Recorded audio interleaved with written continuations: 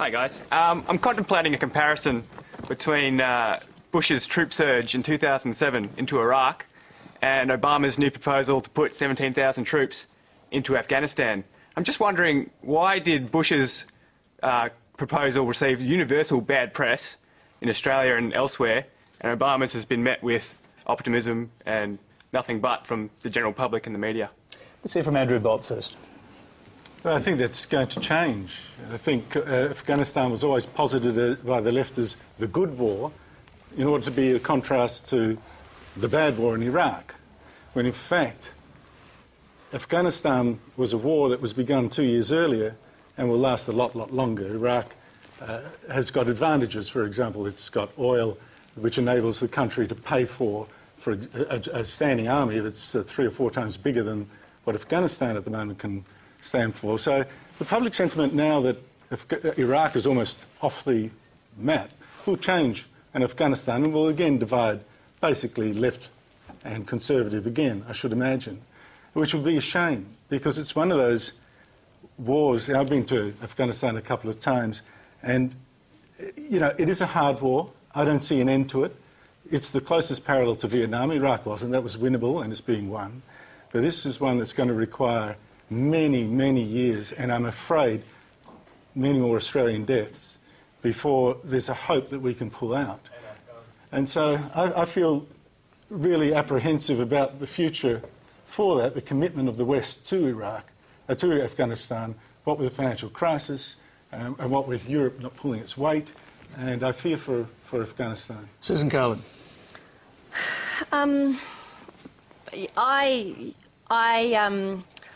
I don't think positive sentiment will last for much longer for Afghanistan. The little positive sentiment that there is, I think troops have been there for 7 years. If anything, the situation looks like it's getting worse. It's getting worse for the troops that are there. It's getting worse for the Afghan people, especially women. One of the justifications used for going into Afghanistan was that it would improve things for women. Things really aren't that much better for women at all, and in fact in some situations they're worse. What is the solution? I don't know. If any of us knew, we probably would have come up with it quite a while ago.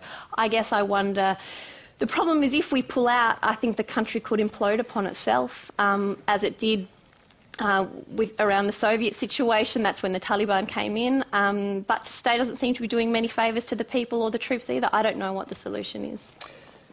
Let's hear from Greg Hunt quickly. I think the question with all of these debates is about the costs of action versus the costs of inaction. In 1993, I spent time with the United Nations based in Geneva, and I was chronicling the abuses that were coming out of Bosnia, and I chronicled stories that I've lived with ever since. And the message for me was, you always have to weigh up the costs of action, certainly, but I looked then at the costs of inaction, and they were intense and human and on the scale of 200,000 lives that were lost. My view is that both of these cases now are about big history and trying to give people a sense of hope and future, and it has been successful in Iraq. I know that's not a popular view, but I think when you look at it now, the average Iraqi would prefer to have that which they have now rather than Saddam Hussein's regime. And I think Afghanistan is harder. It was always easy to say there's a good war and a bad war, as Andrew says. That was a false dichotomy. They're both about big history. Neither is easy. One has been successful, and I think it will be a long haul in Afghanistan, but it is the one chance at preventing wholesale bloodshed if we withdraw. Stephen Conroy, the government remains committed to the war. Will it remain committed to the war no matter the cost in troops, in material, in lives? Look, any death of an Australian troop while they're on active service to their country is a tragedy. And what we're seeing in Afghanistan is now the end game of a very poorly developed and worked strategy. We've been consistently pointing to the failings of the strategy and the policy since we became elected. The Europeans have failed miserably to deliver on their commitments. The US have got themselves distracted in another theatre, and they're only now turning to this. We believe that if you look at the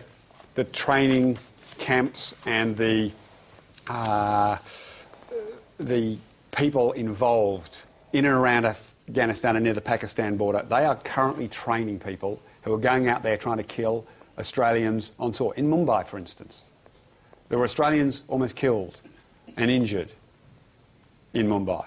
So to just give up and say we can't win because of the lack of support, particularly from Europe, will perhaps lead to more Australian citizens ultimately being killed. So this is a really difficult choice, as I think Greg said. We are committed to try and get the strategy changed.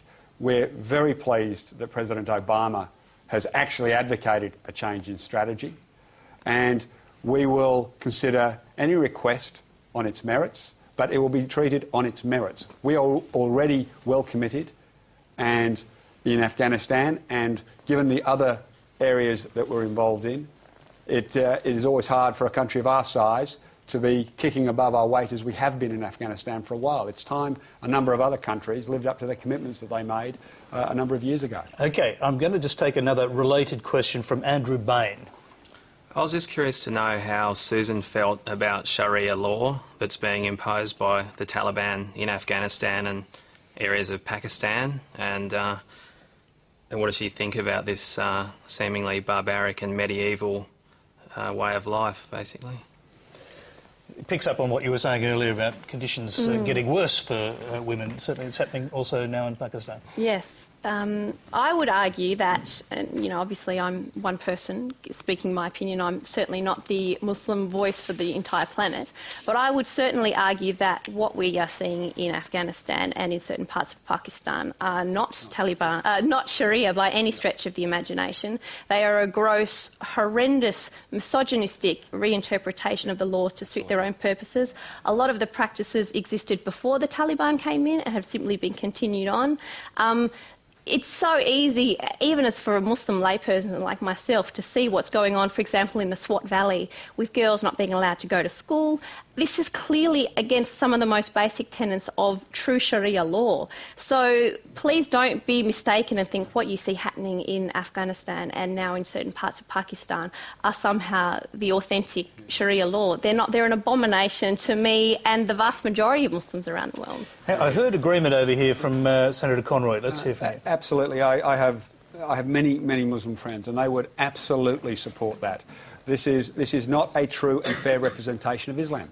It does not support the teachings of the Quran, do not support the interpretation that is being put in place in some parts of Afghanistan and Pakistan. I can't agree strongly enough with that. It's all very well for two Caucasians here to agree what it should be, someone who was born Christian, someone who is Christian, to say what the Muslim law should be. But in fact, Sharia law, these people say it is Sharia law, and they would look at you and laugh and say, what right do you have or you have to tell us that it's not? So it's all very well for us to say, and I'm glad, I think we should argue about there being a new interpretation of Islam compatible with this society. That's great, but let's not start pretending that that's not Sharia law. They say it is, and that's enough for you to know. There's been many different interpretations of Christianity, some quite barbarically implemented. Sure. So let's not pretend that just because someone stands up and says, I'm the true Christian, that was a genuine interpretation supported by the vast majority. And that's, I think, the only point that's being made. The vast majority do not agree with this interpretation. They overwhelmingly do not agree with this interpretation. That's true. Otherwise, Indonesia wouldn't be as it is. But I'm saying in these areas where it applies, I'm not sure what we gain by insisting that they're the heathens, really. No, but what we gain is by not managing to demonise the entire Muslim population, which I think is quite important. I agree. I'll just interrupt you there because we actually do have a question from Ray Wang. Where's Ray Wang? Down here.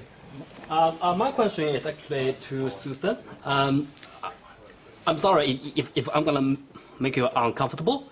Almost all my friends, or 9 out of 10, they don't really have a positive perception of Muslim.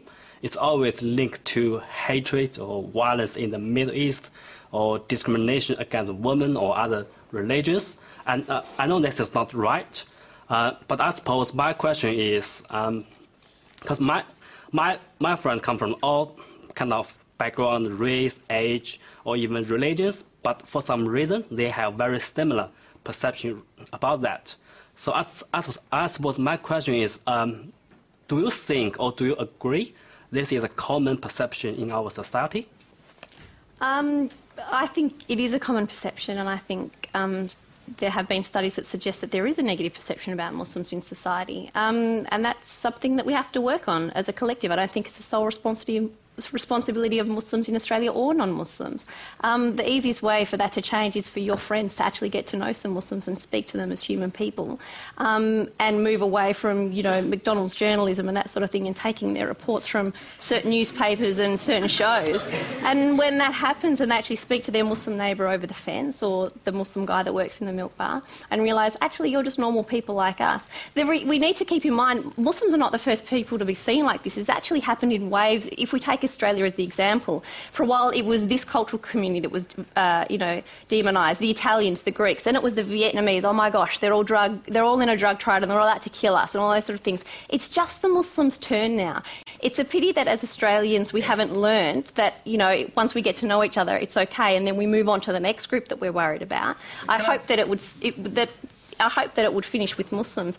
It's just, I think if we can have some human interaction, a lot of those fears and misconceptions can change. Susan, can I just point out, when my father came here from Europe as a migrant, and then he started teaching immigrants like the Italians and Greeks, I think you're wrong. The suspicion that you say was, this is just what we're seeing, a similar version of what those immigrants faced, I think is completely wrong. That's ahistorical. It's not my experience of it. I'd also point out there are in fact more Buddhists in Australia than there are Muslims, and we don't hear anything about that. We don't invite Buddhists onto this panel, or Tony doesn't invite Buddhists onto this panel to explain. He's invited you and your husband and, you know,